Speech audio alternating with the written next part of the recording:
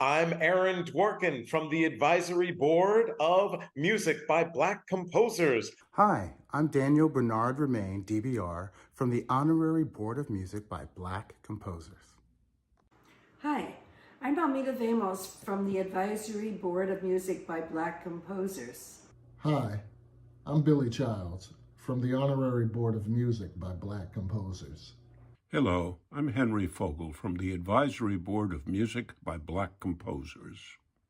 MBC was founded in 2001 as a project of the Rachel Barton Pine Foundation. MBC's mission is to inspire Black students to begin and continue instrumental training by showing them that they are an integral part of classical music's past as well as its future. To make the music of Black composers available to all people, regardless of background or ethnicity. And to help change the ranks of performers, composers, and audiences, and help change the face of classical music and its canon. Welcome to the unboxing of Violin Volume 2. Hello, I'm Aaron Dworkin from the Advisory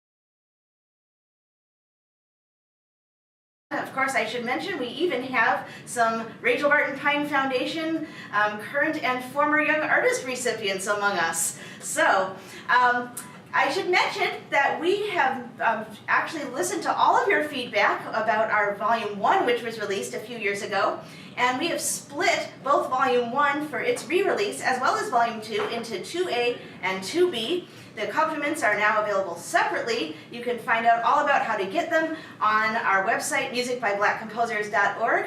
And we even have them available digitally now, so that if you're in a place where shipping is a challenge somewhere on the planet, you can get to the PDFs. But I personally think it's so much fun to have the physical book, because then you've got the composer's picture on one page and the music on the other, and the composer can watch you while you practice their piece.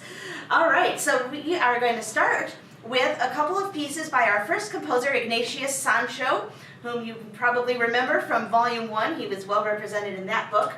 We have 7 pieces of him in the 31 pieces of Volume 2, starting with 5 pieces of his. And we're going to play piece number 3 and piece number 5. He has such wonderful titles. Actually, 2 of the ones we're not playing are The Friendly Visit and Sir Harry Flutter. I like to imagine what that dude looked like.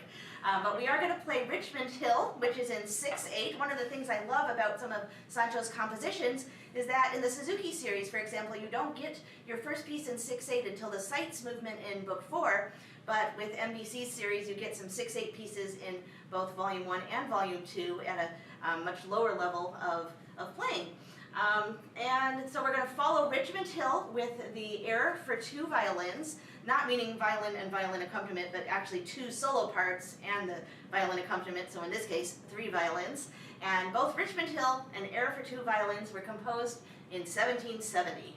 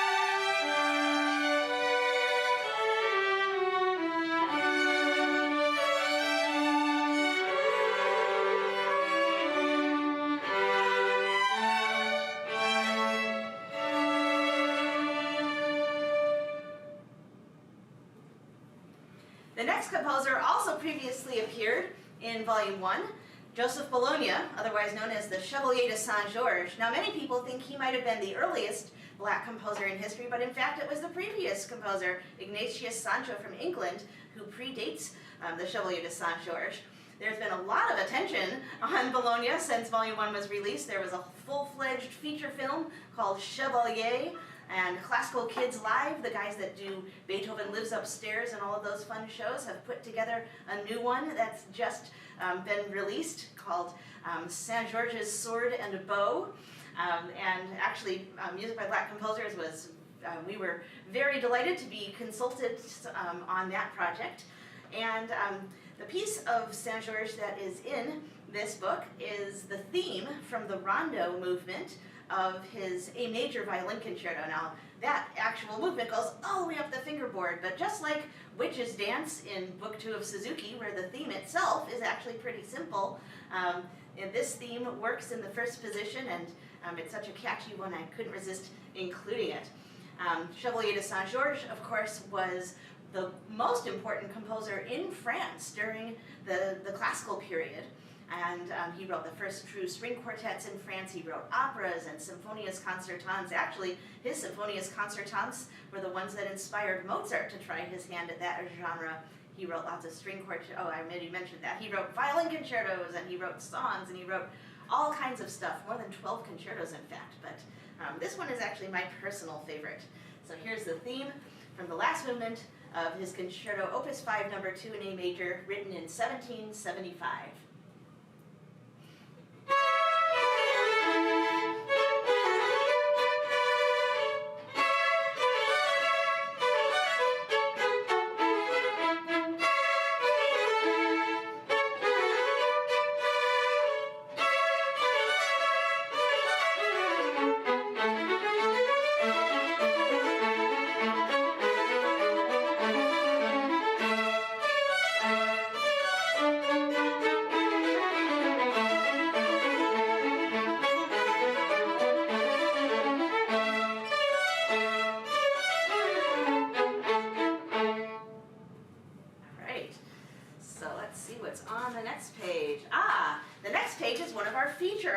We love having articles about Black history in our books so that you can learn about the history of the African American and African diasporic participation in classical music. Our Volume 1 had articles about famous African Americans who played the violin as an avocation, or even as a professional earlier in their lives, like Coretta Scott King and Frederick Douglass.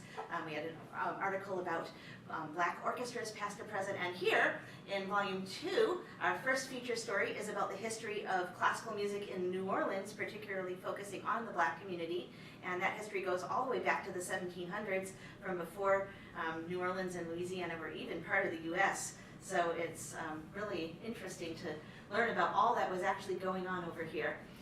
And then we have a picture of our friend Hannah White.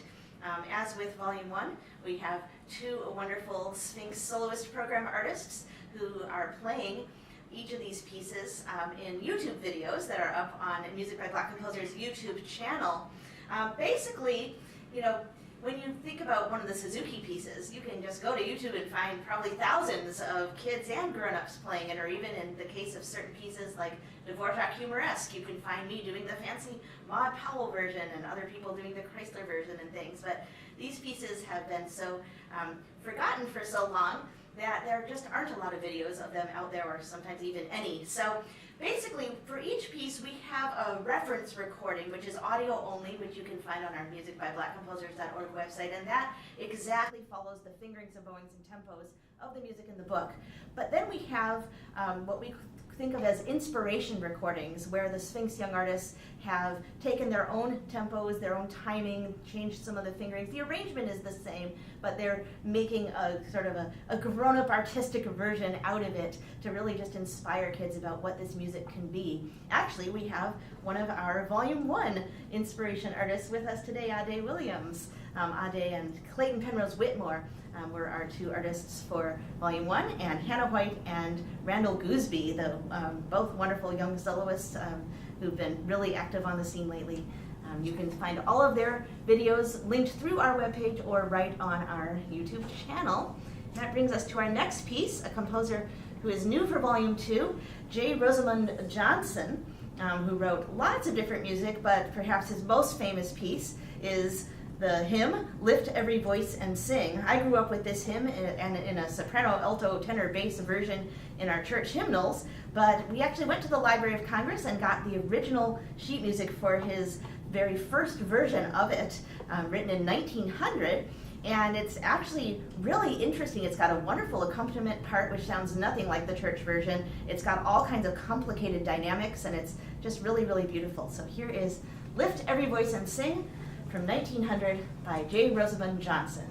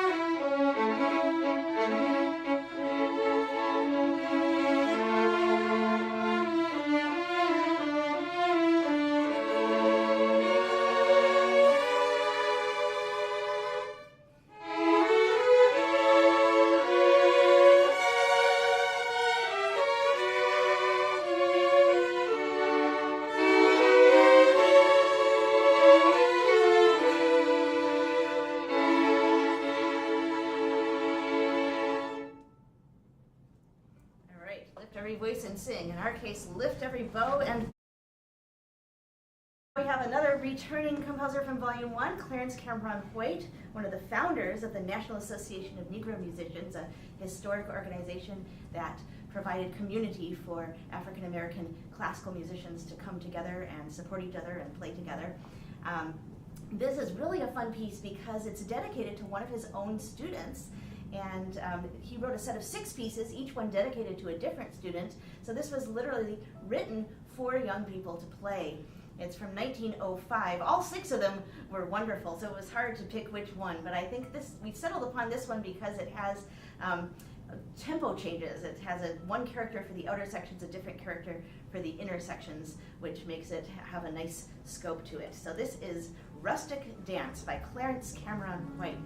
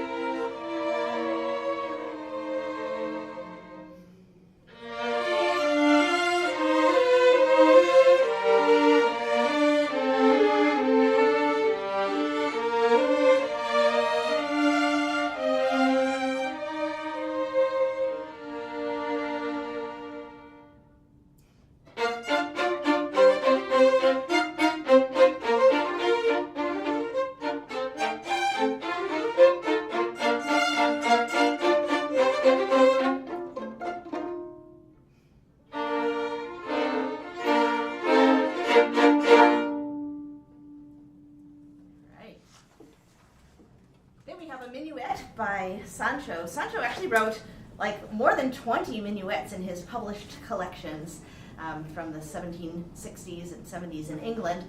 And like each one is more beautiful than the next. But as usual with composers from that era, not as many were in minor key, and I thought it would be nice to have a beautiful melody in minor key. After that, now we get to our first role model profile. So why do we have role models? Well, back 20 years ago, when our NBC Board of Advisors and I were figuring out what we wanted these books to look like, at that time, Sphinx was getting up and running, but there just wasn't so much representation just out there in the world, so easily accessible. And so we wanted to showcase people who were African American, who were working in a variety of different parts of the music field. And so, not just soloists, but also chamber musicians and teachers and all kinds of different things like that. Actually, Lucinda Ali Landing here was one of our role models for Volume 1. Of course, like most musicians, Lucinda does a variety of different things with her life, but what we were particularly focusing on in Volume 1 was the fact that she runs a Suzuki school. And we had a wonderful picture of her with her violin playing father and also her string playing children. And that little girl from Volume 1 playing a little violin is now all grown up over here. We're so pleased to have Kai Isoke with us. So anyway, our first role model for Volume 2 is a dear friend of many of us here today, Terrence Gray. I actually knew Terrence since I was 12 years old, and when I was a teenager, we were stand partners together, co-concertmasters of the Civic Orchestra, and he was just one of my dearest friends and also one of the most generous volunteers for NBC. You know, starting in 2001, we started collecting music to potentially use in this series. We ended up gathering together more than 900 different pieces.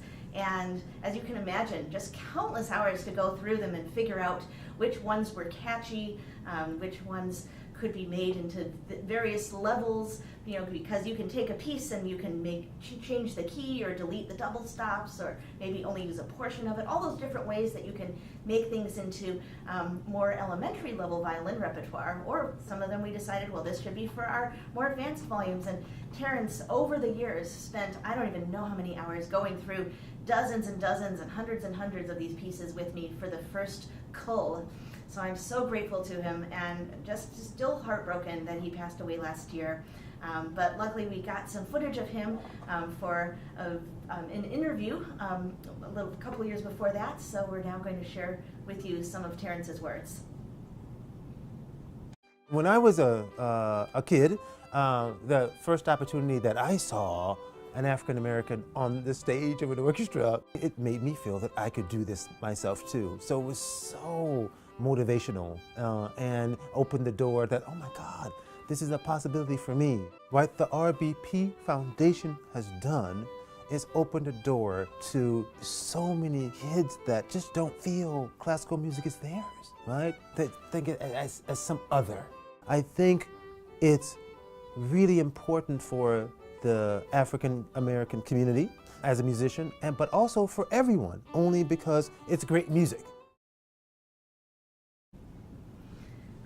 Terrence was an inspiration to so many musicians in Chicago because he spent a number of decades as a conductor at the Chicago Youth Symphony Orchestras and inspired just hundreds and hundreds of young people, including my daughter Sylvia, who misses him dearly as well.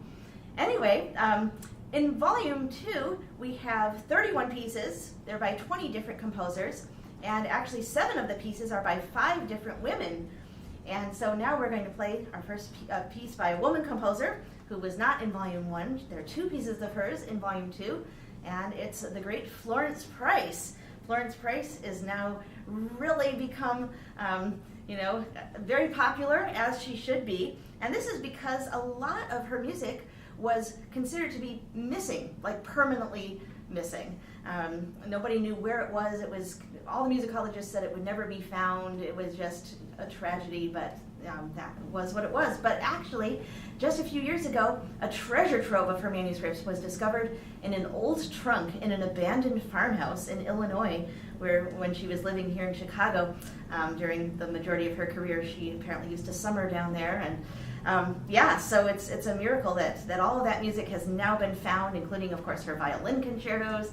But this piece, The Deserted Garden, actually was not among the lost pieces. We've had this in our collection for 25 years, and I'm so excited to finally get it back to print. So here is The Deserted Garden of 1933.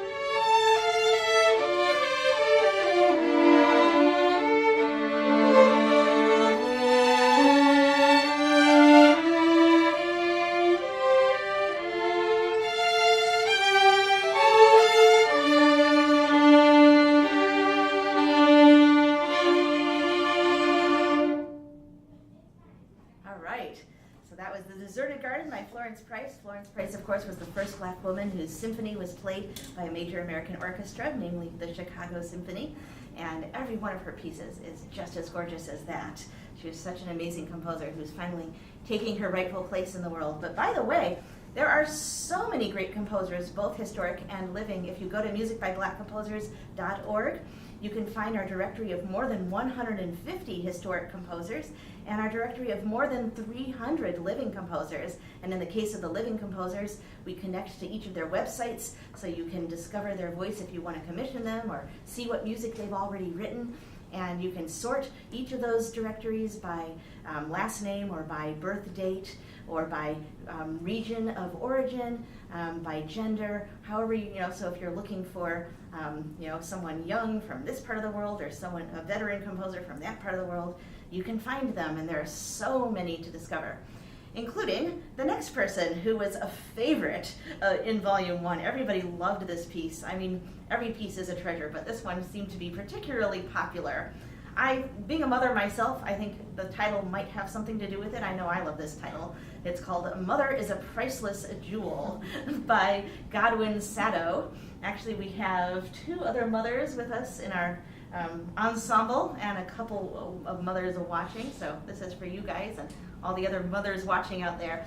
And it's a Nigerian composer, Godwin Sado, and so the title is in Nigerian, and we provided the translations for the title, so we figured we were covered. But then we discovered that so many people wanted to say the cool foreign language words but didn't know how to pronounce them. So for Volume 2 and the new version of Volume 1, we do provide translations for each of the foreign language titles and composers' names. So let's see if I can do this. I should have practiced. Yani Wura Iebie. Yani Wura Iebie. There we go, which means Mother is a Priceless Jewel. Here we go.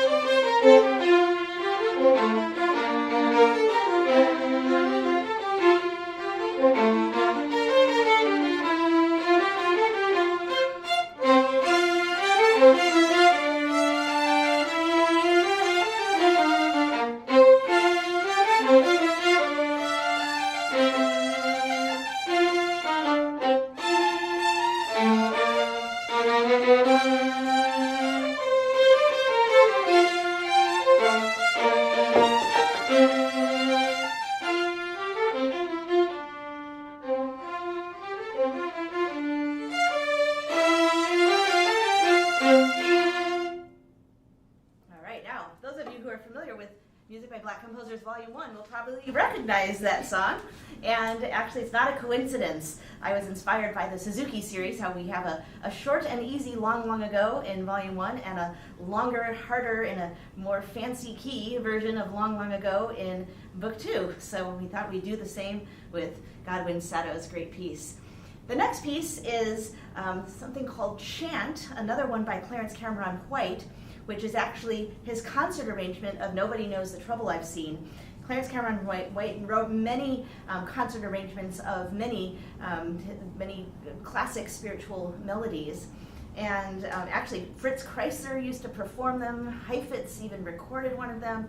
And what's really wonderful about the publication of some of these is that Clarence Cameron White gives simplified versions as osias. And so what we actually did is we took all the osias and made them into the main piece. So it's just the simplified version. And then perhaps in a later volume, we'll give you the same piece, but with all of his double stops and harmonics and all that stuff. So that might be another one we're returning to. We shall see. And now we have our next role model profile. Melissa White. I've known her since she was a kid, and it's just so exciting to see the great things that she's gone on to do, including many concerto performances and her longtime membership in the Harlem String Quartet. And we're particularly excited this year because the Harlem Quartet is nominated for a Grammy, as is Jessie Montgomery over here, nominated as a composer. And Jessie's old string quartet, the Catalyst Quartet, is also nominated for a Grammy. So it's a great year for representation at the Grammys. And now Melissa's going to say hi to all of us. Hi, I'm violinist Melissa White, and I want to say a huge congrats to Rachel Barton Pine, her entire team, and to all of us for the release of Music by Black Composers, Volume 2. I'm excited to be a part of this project, and it's a huge honor to be in the book. This very important catalog will surely add much richness to our violin repertoire, and I look forward to hearing the beautiful works by artists all around the world. Thanks. The next woman composer is also someone we met in Volume 1, Francisca Joaquina Gonzaga. She is actually the earliest known Black woman composer. She was born in Brazil. And she was married to, she made a respectable marriage when she was quite young, and her husband didn't want her to keep composing. So she did what was very radical at the time. She divorced that guy, and she wrote more than 2,000 pieces. She was also very active in the abolitionist movement. She was the first woman of any race to conduct an orchestra in Brazil. And, well, here's another one of her 2,000 pieces. It's called Serenata, composed in 1915.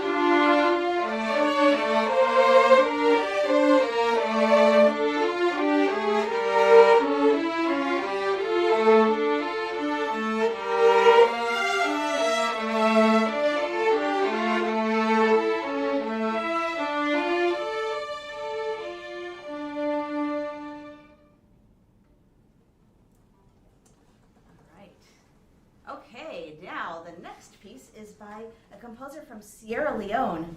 Even after so many years of doing this, when we came across this piece, I was still surprised to see that classical art music had been composed in that country of Sierra Leone as far back as 1936 with Nicholas Balanta. Yeah, very, very catchy music.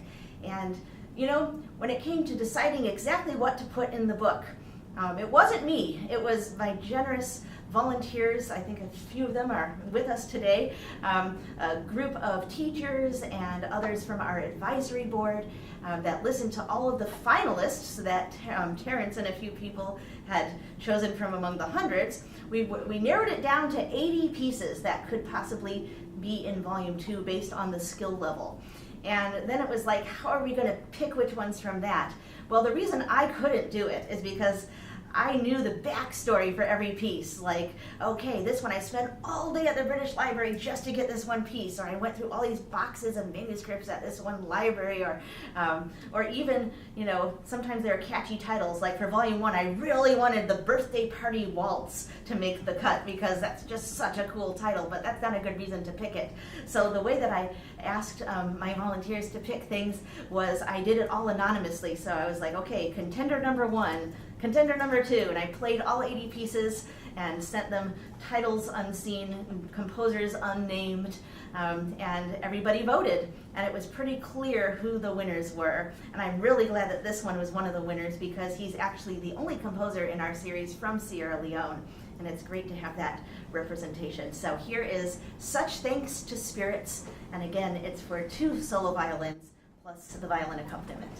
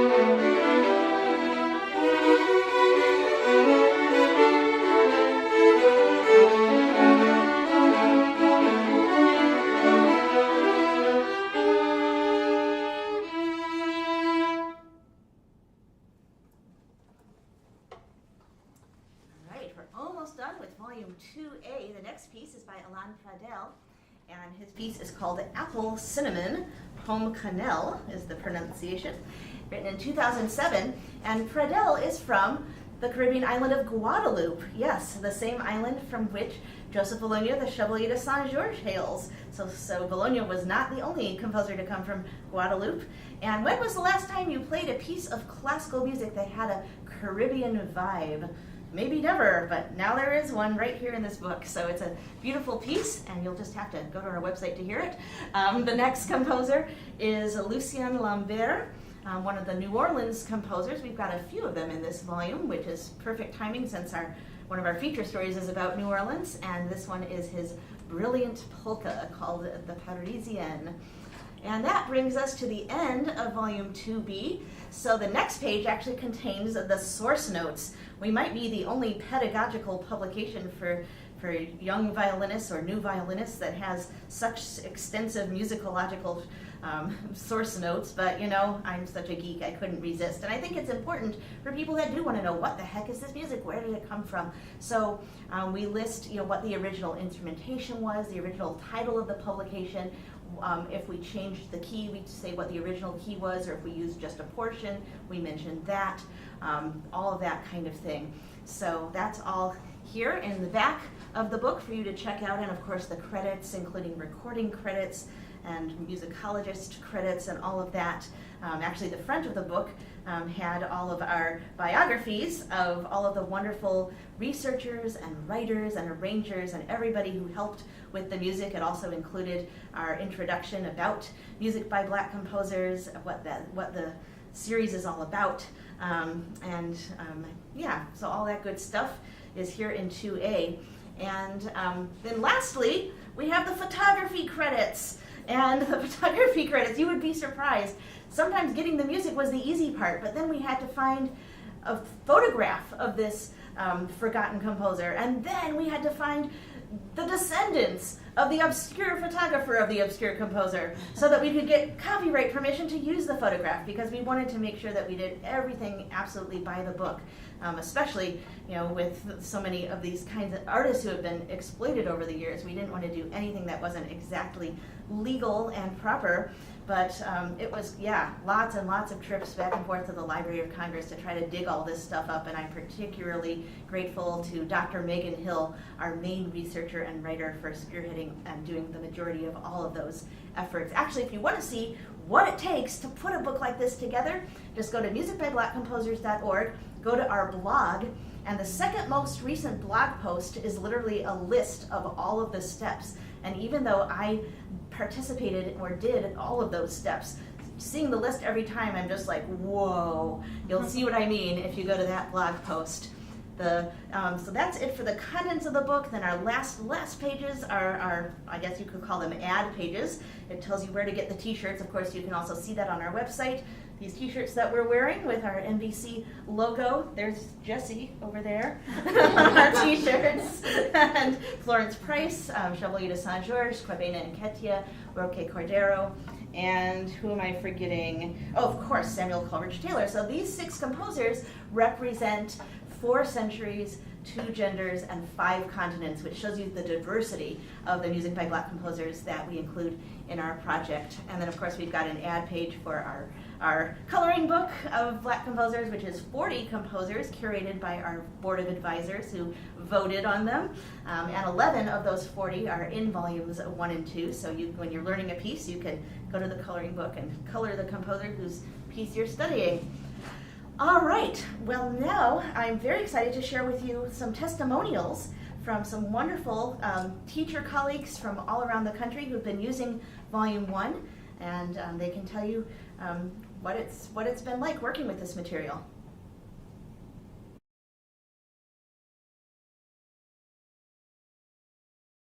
Hi, it's Dr. Quentin Morris here at Key to Change, and I have Music by Black Composers, Volume 1 with Rachel Barton Pine. Oh my gosh, I love this book. I teach out of this book. My students love the music in this book. I love the arrangements. This is really good. There's some really good historical information as well about composers and just the music themselves. I'm anxious for Volume 2. Congratulations to Rachel. This is such a great resource for string teachers to use in introducing composers of color to students and also include into their repertoire. So I hope that you pick up this book. I hope that you pick up Volume 2 when it comes out, and congratulations again.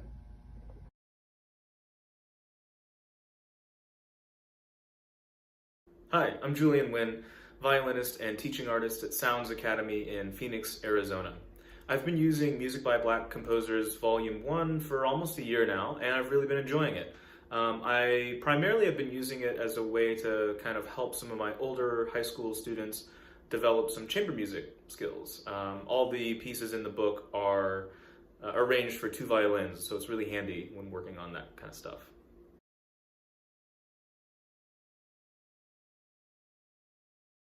My name is Shula Kleinerin. I'm a violin teacher in Seattle, Washington. I think of myself as a Suzuki teacher in my teaching values, my pedagogy, my teaching community, but I mix and match the repertoire a lot. There are some pieces from various sources that all of my students share in common, but I also allow my students a little bit of a choose your own adventure element in pulling from this sort of mixed list of repertoire that I've drawn from a lot of sources. And having Music by Black composers be a major part of that list has been really beneficial in my studio. The first thing that appeals to me as a teacher actually is just how musically varied the selections are and how catchy so many of the pieces are, especially for new young students. There are some sounds and styles that the kids get to experience in this repertoire that I don't think they get to experience in a lot of other places.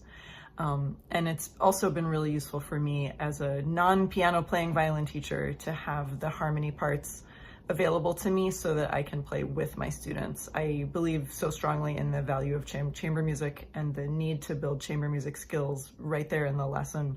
So our final stage in initially learning a piece is always going to be to put it together as that two-part duet.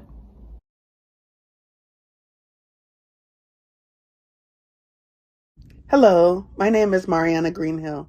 I am so excited that there's about to be the launch of the MBC Volume 2 books. Volume 1 has done wonders for my students. I have taught them, based off of those books, music of Black composers that I knew always existed but never was able to put my hands on. I am so excited for the opportunity to be able to see and to teach from Volume 2 as well. People from my program, Four Strings Academy, as well as my private students in Project STEP, and also other private students that I've had. I have had the opportunity to learn from the books from the MBC Volume 1. It has been a tremendous opportunity for them to learn from music, from their own diaspora, but it's also important that people from all over the world learn music in general from every diaspora. Thank you so much, and I hope you have a wonderful day.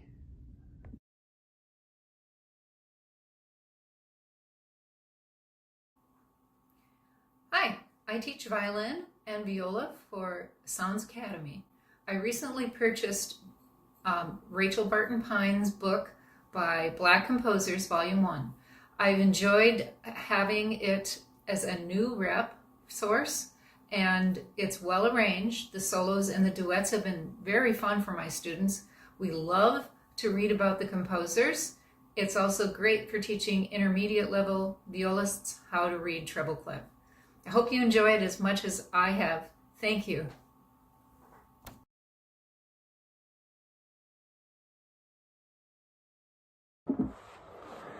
Music by Black composers has been an invaluable addition to my teaching over the past few years since it was published. I love that I can use it in so many ways. Oftentimes when I start working with new students who may be around book 4 level or a little higher, I find it as a great way to review some technical concepts I might be introducing to them without going back and reviewing book 1 pieces or book 2 pieces from Suzuki, so that they can still feel like they're learning new material. I find that they're really motivated, that the pieces at first are quite simple for them and they can move them through them quickly.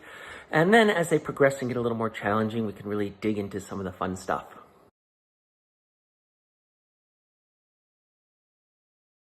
As a Suzuki teacher, we're always looking for great music to supplement our core curriculum, which is primarily derived from classical and Baroque composers.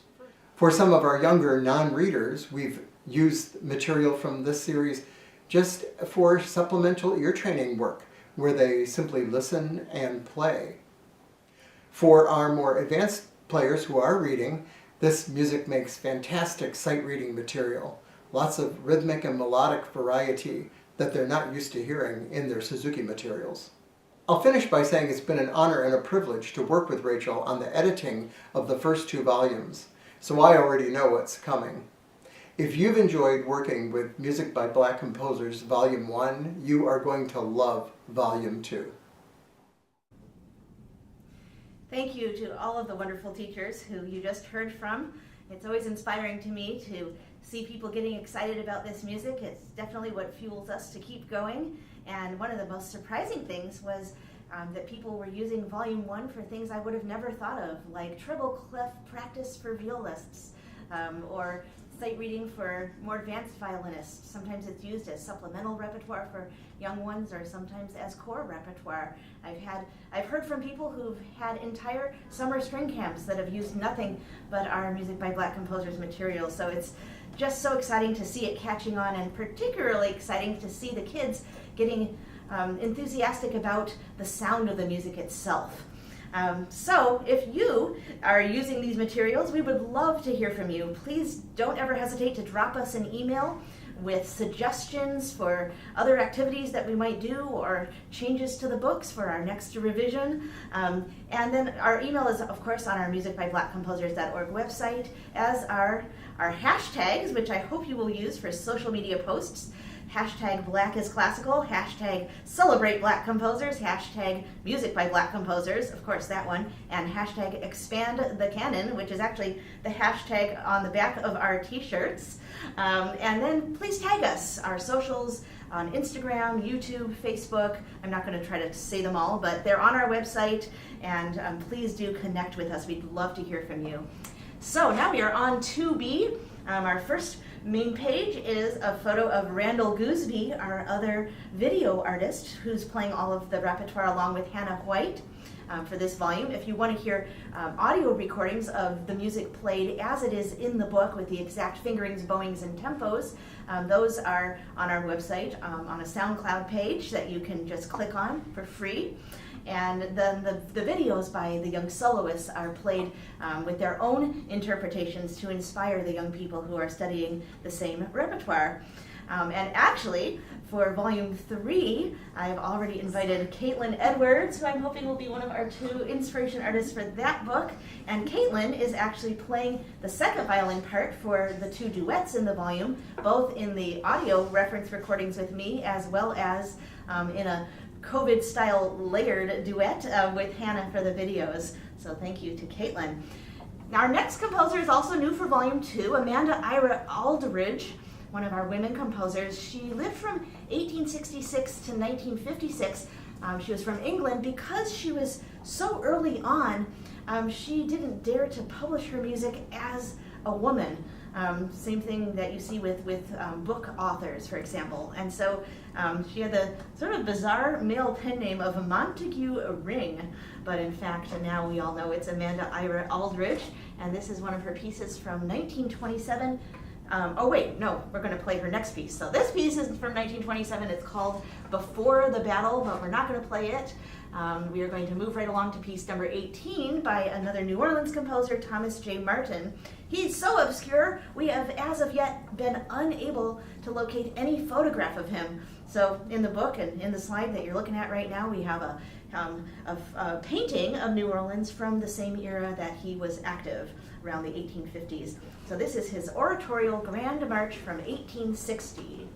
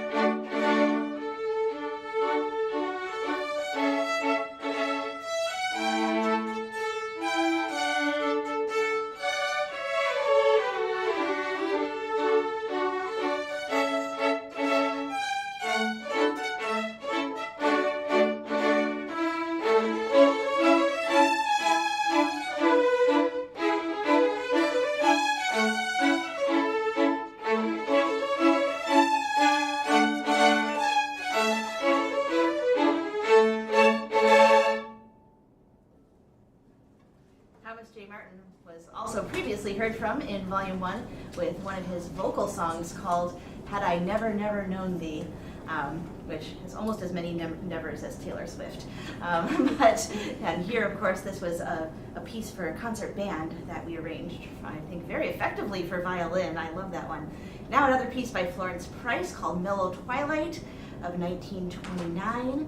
And then the last piece in the book by Ignatius Sancho. This time it's a minuet from 1767. And I love this one because it has some very interesting original dynamics. We actually did add a little bit in terms of typical classical period phrasing to the book, but the opening forte piano forte was in his original source, which is a very unexpected way to play that first phrase, which I really, really like. And then our next feature story. So this story is about the indigenous fiddles of Africa. Now, if you kind of very loosely group traditional instruments of the bowed string variety into kind of two categories, ones that are held like this, which could be the viola da gamba, the Chinese erhu, the stick fiddle. Basically, we're going to talk about those when we get to our cello volumes, which yes, we are planning to do. By the way, if you want to see all the things we're planning to do, go to our projects timeline in the About section of musicbyblackcomposers.org. And if what you want us to do isn't on there, email us and we might add it to the list. But all the instruments held this way are what we're talking about in this article, instruments from Africa. I actually got to play a gauge when I went down to Ghana in 2010 to do some special concerts for their 50th anniversary of independence. And this instrument here is from Kenya. This is actually an oturu, and you can see a picture of someone playing it in the article. I don't know what music to play on it because I have never learned Kenyan traditional music, but I will just play like a note so that you can hear its tone.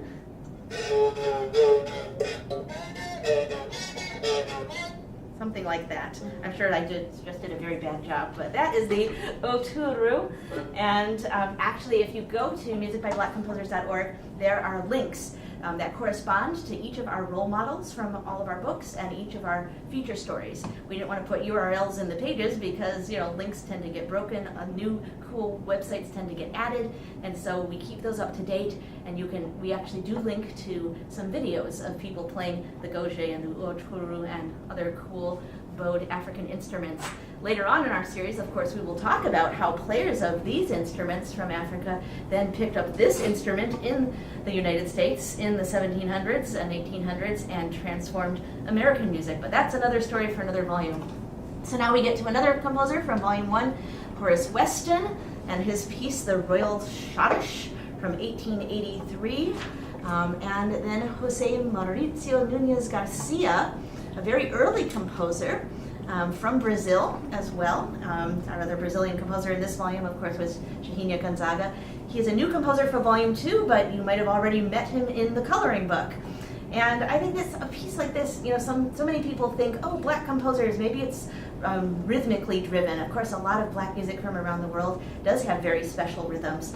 But, you know, people of any race and ethnicity can write just as beautiful a melody as anybody. And this particular melody is one of my favorites. It's just so, it's typical of the classical period, but just so memorable and gorgeous. It's from his Mass of 1811, which is literally titled Mass of 1811. And it's the movement called, or an aria actually, or aria for solo voice that we arranged for violin. Aria called Laudamus Te, which translates to We Praise You.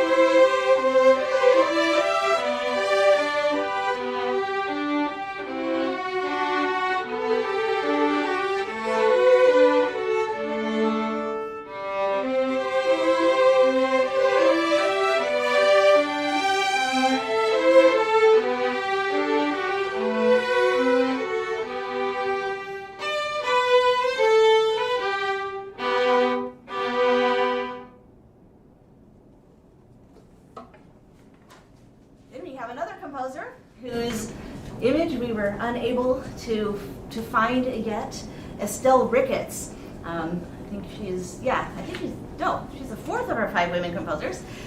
New name for volume 2, obviously. And we just used the cover of her publication of this Rippling String Waltz of 1893 as our image for her. Those old covers are always so gorgeously engraved. I'm indebted to one of our deceased advisors, Dr. Helen Walker Hill, for her extraordinary, groundbreaking work on digging up information and repertoire about African American women composers. We really are standing on so many amazing shoulders in the work that we do.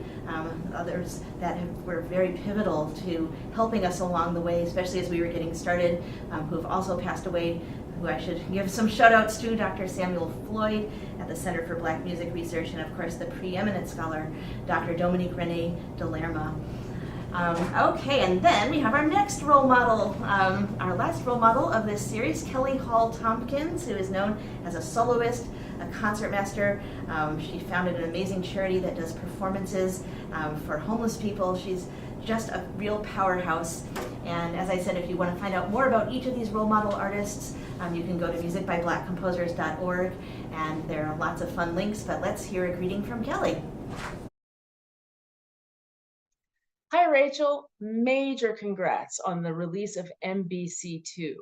I applaud all that you do to protect and promote the music of Black composers and also artists, so thank you for including me.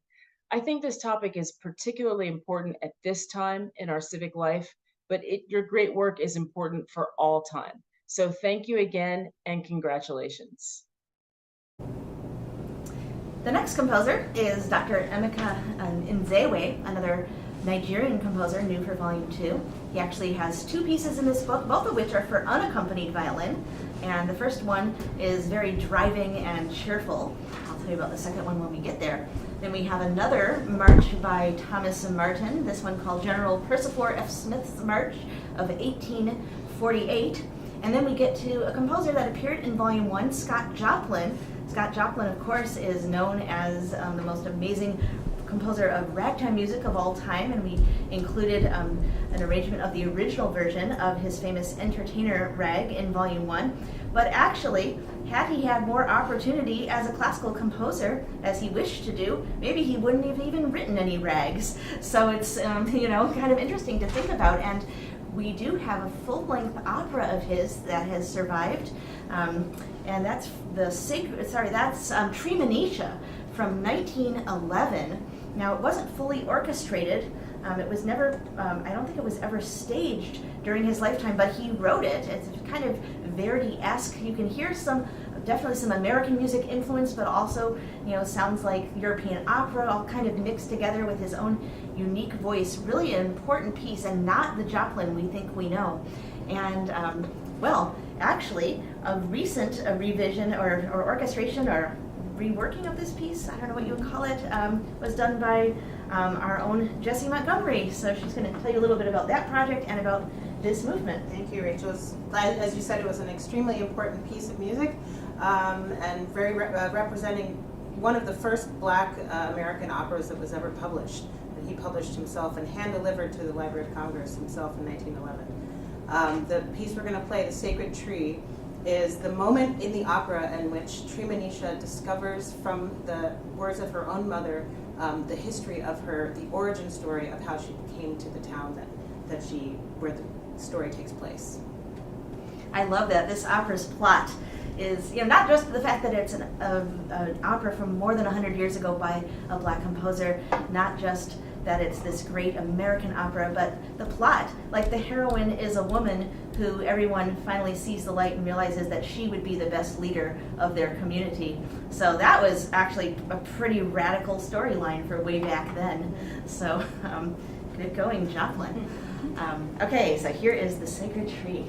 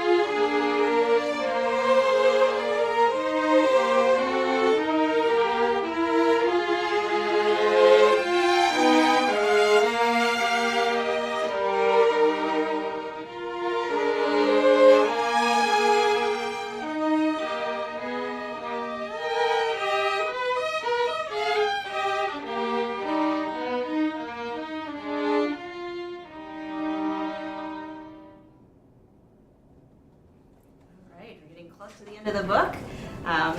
Oh, and the next piece is the last one we're going to play for you. It's by Amanda Ira Aldridge, who I mentioned earlier, and it's called The Call to the Feast from 1913 from her piece, 3 African Dances. Now, way back then, it wasn't so easy to get actual music from various African countries. So a lot of British and American composers would sometimes write music that they felt like had the spirit of Africa and in their imagination. William Grant Still, Samuel Coleridge Taylor, a lot of composers wrote I don't know what you would call it, African music that was kind of an ode to Africa rather than being authentic African music, but it's fun to have that living in this book alongside actual pieces by composers from African countries. So here is The Call to the Feast by Amanda Ira Aldridge.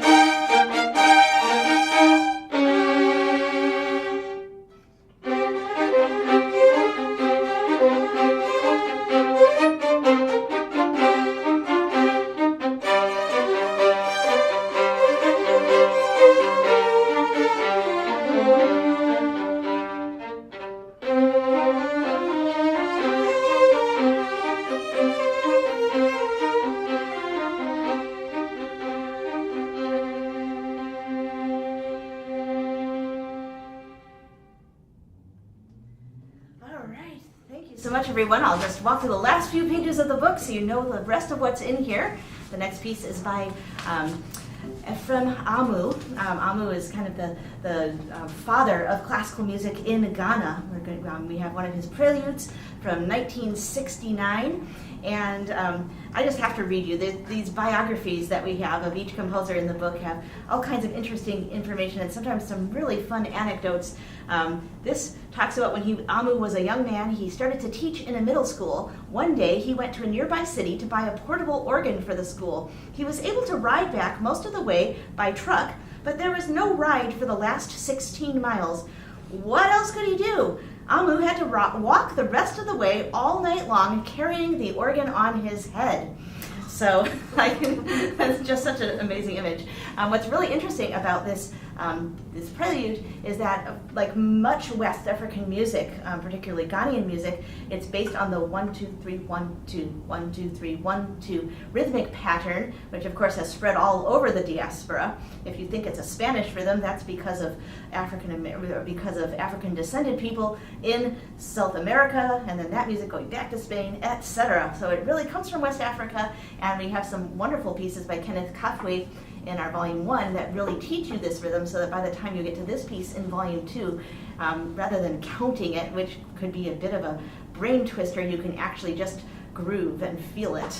But then after that rhythmic piece, we've got another melodic piece by William B. Cooper, a wonderful organist. And this was such a wonderful melody that we arranged it for violin. 1971 is when his pastoral was written, and it's actually a little bit more contemporary in its musical language. I mean, it's not the most recently written piece in our series thus far, but it is maybe one of the most harmonically adventurous, and so you'll hear certain dissonances and things like that to start to introduce kids to some more contemporary musical languages. And then a wonderful Chicago composer, Betty Jackson King, who also wrote this piece for organ, Meditation of 1969. Another slow one, and ending with a very almost improvisatory sounding unaccompanied piece by Nzewe called, this almost sounds contradictory, I've been thinking about what this means. It's titled Joyful Lament from 1990, our last piece in the book. So, just to wrap up, I mentioned we have our projects list. You're probably wondering about viola volumes and cello volumes and all that good stuff.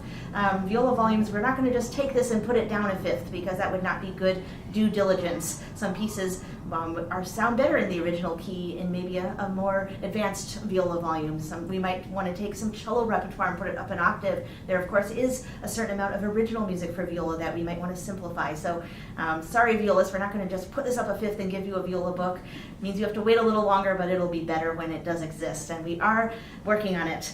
We've got all kinds of repertoire directories on our site, composer directories, podcasts, children's books, bibliography, discography, always lots of stuff going on for free on our website, and please do be in touch with us with any comments. And I'm a bad not-for-profit president. I should have been saying all throughout the show, please donate. Yes, the work that we do can only be possible with your generous donations.